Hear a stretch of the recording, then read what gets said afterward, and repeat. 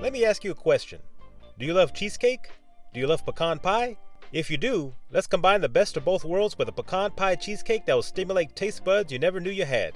Cheesecake Factory wishes they could be on this level. Let's get started. Before we do anything, let's prepare our cream cheese. Let's pop it out of the packaging and leave it out so it can reach room temperature. That way it'll be real easy to whip it up. There'll be 4 layers to this pecan pie cheesecake, but don't get discouraged, I'll show you every easy step. The first layer we'll work on is the crust. I'm using a mix of vanilla wafers and cinnamon graham crackers. We'll use some unsalted butter and some light brown sugar. The next item you'll need is a non-stick Springform Pan. It has a pan on the bottom that comes apart upon release of the spring. This gives the cheesecake its form and releases with no issue. The pan I'm using is 9 inches. Now this is optional for this particular recipe, but I recommend using a roasting pan large enough to contain your cheesecake. We will place the cheesecake pan inside and fill with hot water and also cover the bottom with foil. This process is called a water bath, which reduces the chance of your cheesecake forming cracks, which will not be good for presentation. Remember everybody, crack is whack. Cut 1/3 of a cup of butter and place it into a bowl and make sure to cover with a paper towel. This will keep the butter from popping and make a mess in your microwave. Trust me, I've experienced that on many occasions. Grab a Ziploc bag and your vanilla wafers. Make sure to give them a taste test for approval. Yep, it's good. Place 1 cup of wafers inside and about a cup of graham crackers, which is about 5 rectangles. Go ahead and add a 1/4 cup of brown sugar. Seal up the bag and break out a hammer or meat tenderizer. Don't use the pointed end. Use the flat part or you'll put holes in your bag. Give the bag a good pounding until everything is crushed up. You can definitely use your hands or an actual hammer. Add your melted butter and mix the bag with your hands until well combined. Get your Springform pan and remove the bottom. Pull out a strip of parchment paper and place the pan on top of it. Get a small sharp knife and use the pan as a template to cut out a perfect circle. We are doing this to help the crust not stick to the bottom, and also if you plan on removing the cheesecake, the paper will aid in sliding it off so you can transfer it to another dish. Insert the bottom pan back in and place the paper circle inside. Place the crust mixture on top of the paper and spread it around. Use your hand or a flat object to flatten out the crust as evenly as possible. If there are some high spots on the ends, use your fingers to smash it down so you don't have any high point. This is strictly for presentation purposes. Make sure to stay until the end to see the outcome. This is what it'll look like when you're done. Now it's time to place this in the refrigerator so the crust can firm up. About 15 to 20 minutes. The first layer of this pecan pie cheesecake is complete. While that's in the fridge, the second layer is the pecan filling. You'll need a cup of granulated sugar, a teaspoon of vanilla extract, 2/3 of a cup of dark corn syrup, 1/3 cup of unsalted butter, 2 eggs lightly beaten, and some crushed up pecans. Cut up a 1/3 cup of butter and place it in the microwave to melt. Remember to place a paper towel on top. Grab 1½ cups of pecans and place them into a plastic bag. Use your meat tenderizer to crush them up to the size you like. This is also a perfect time to take your frustrations out on the pecans. Mine came out just like this. I guess I wasn't in a bad mood or they would have turned to dust. Crack open 2 eggs and give them a light beating. Grab a pot on medium-high heat and pour in 1 cup of sugar, along with your butter, eggs, dark corn syrup, and I did use a spatula to get every bit out. Pour in 1 teaspoon of vanilla extract, and each capful equals half of a teaspoon, so use 2. Pour in all of the crushed up pecans to the mixture and give it a good stir. Make sure to stir constantly or it will burn. You will notice that the color will change once the mix reaches a light boil.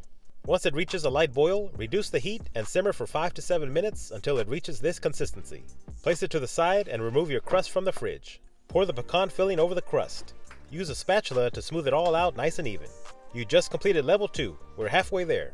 Go ahead and place it to the side for now. Next are the ingredients for the third layer, which is the cheesecake filling.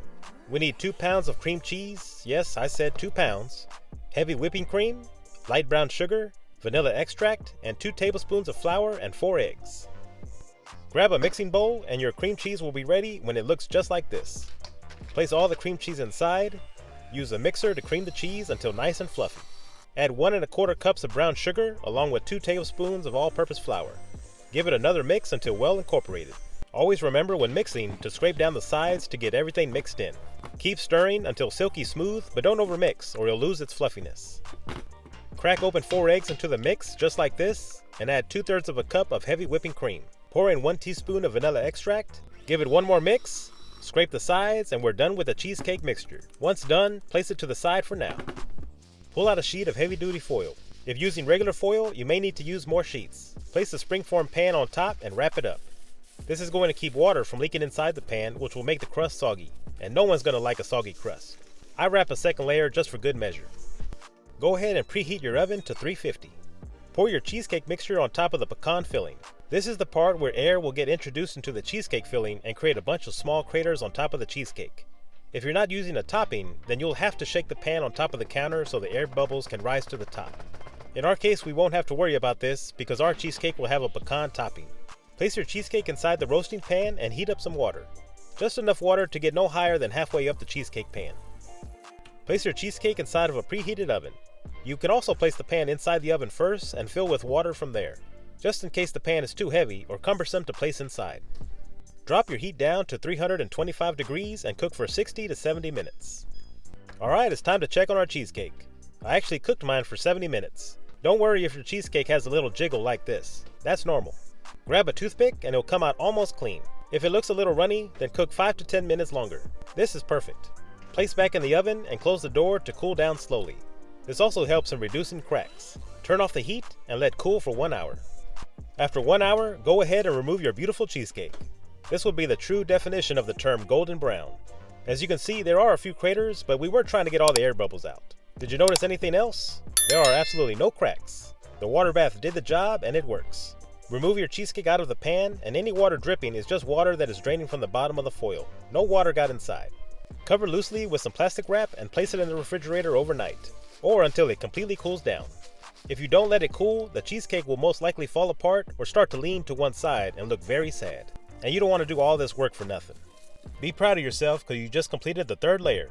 When the cheesecake has completely cooled down, let's start making our topping. We will need unsalted butter, heavy whipping cream, ground cinnamon, any brand will do. I think this is all I could find back when cinnamon was pretty scarce.